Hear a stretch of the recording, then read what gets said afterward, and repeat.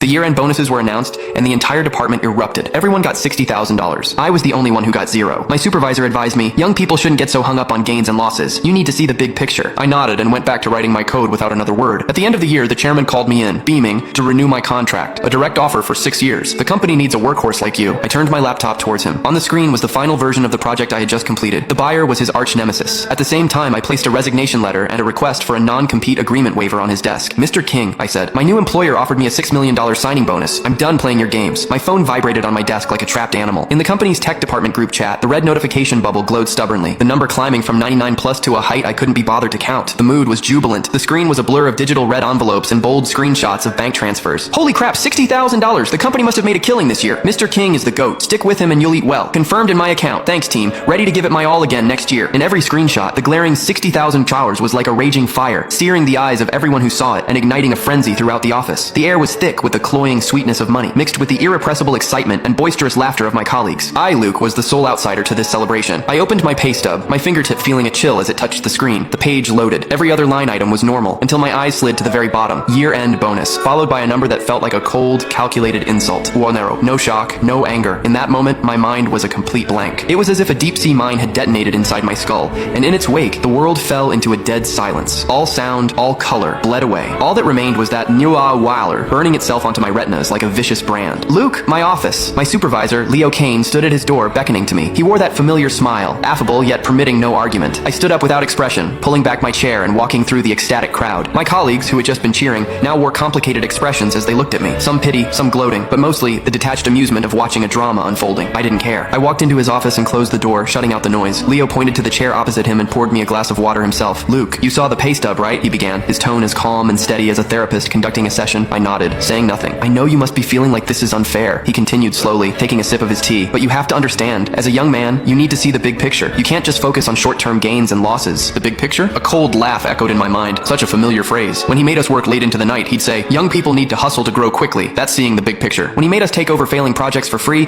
he'd say, with great ability comes great responsibility. This is the company's trust in you. You have to have perspective. Now, with those same words, he was erasing the blood and sweat of more than 300 days and nights of my life. You are the core of Project Zenith, the soul of the operation. The company sees it, and the chairman sees it. Leo's voice was laced with a persuasive power. This, you could say, is a special test from Mr. King. He wants to see if you're just in it for the money, or if he can truly entrust the company's future to you. Pass this test. Prove your loyalty and your perspective, and your future will be limitless. He leaned forward, lowering his voice to a conspiratorial, solemn whisper. Trust me, the company will never mistreat a true contributor. I looked at him.